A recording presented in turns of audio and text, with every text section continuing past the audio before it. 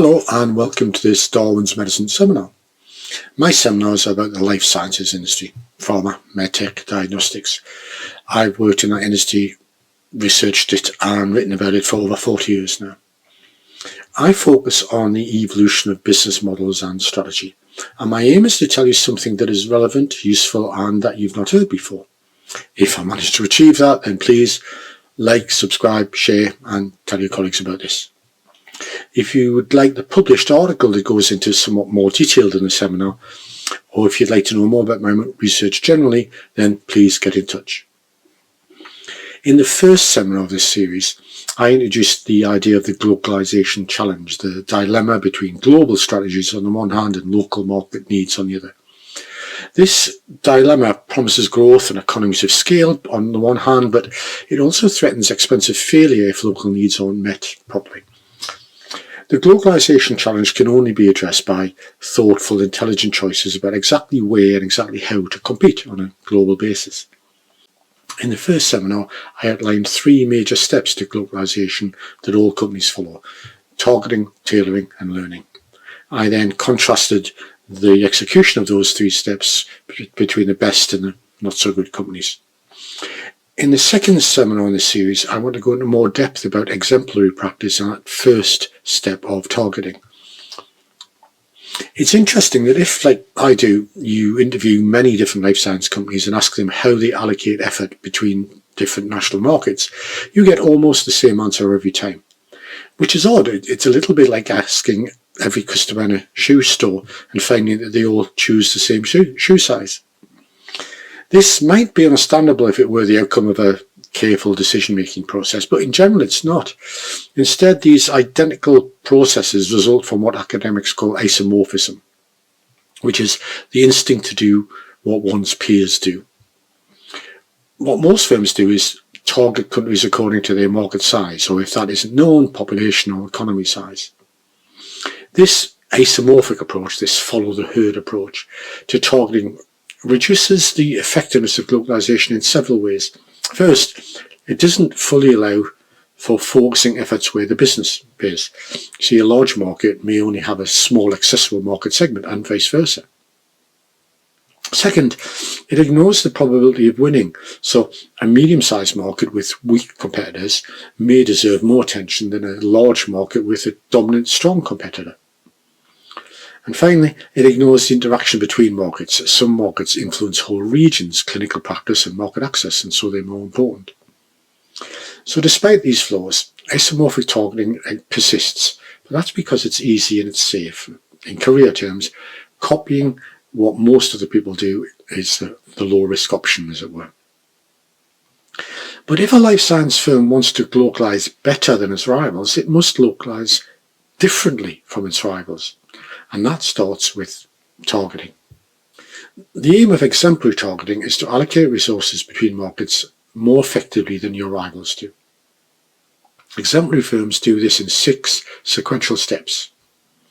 The first is simply to clarify the global strategy. Every disease area or brand has a core global strategy, a statement about which customers to focus on and about what kind of value to offer them. Exemplary glocalizers begin by being crystal clear about what this core global strategy is. Then they use it to guide the rest of the targeting process. Those companies that don't begin with a clear global strategy inevitably lose sight of the benefits of globalization. The second step is to define markets. Isomorphic targeting targets countries, but exemplary targeting targets markets. Countries and markets are not the same thing, because often countries are not homogeneous and they contain 2 or more distinct markets. For example, countries with a basic state healthcare provision and a well-developed private healthcare provision are often an example where there are 2 markets in one country, private and public. The process of targeting works best when the inputs are markets and not countries. Exemplary companies compile a list of target markets that is not the same as their list of possible countries. Companies that target countries rather than markets don't address the complexity of markets within countries. The third step is to rank those markets in order of attractiveness.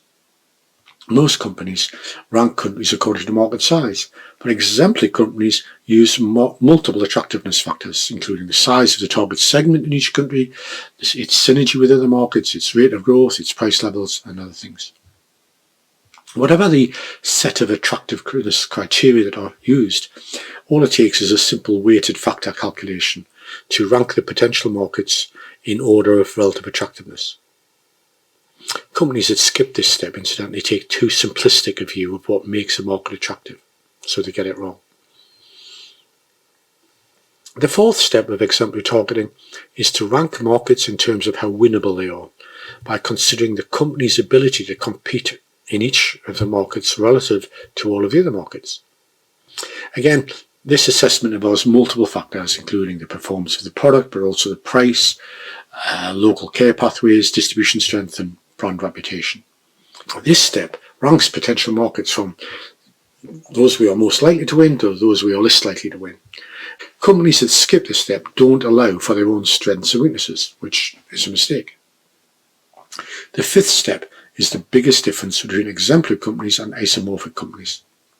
It uses the two ranked lists from the earlier steps to populate a targeting grid according to how attractive and how winnable each market is. This grid captures all of the analyses carried out in the preceding steps. Companies that don't use it lack the critical insight that it gives. The last of the 6 steps that exemplary companies do is to allocate resources to markets according to where they are in the targeting grid. Isomorphic targeting simply leads to binary decisions about whether to attack a market or not. Exemplary targeting is much more nuanced about how much resource and what kind of resource to allocate to each market. This makes the glocalization process much more subtle but much more effective. So, for example, attractive, winnable markets get lots of resource of the kind needed to create short-term impact, such as local sales and marketing investment.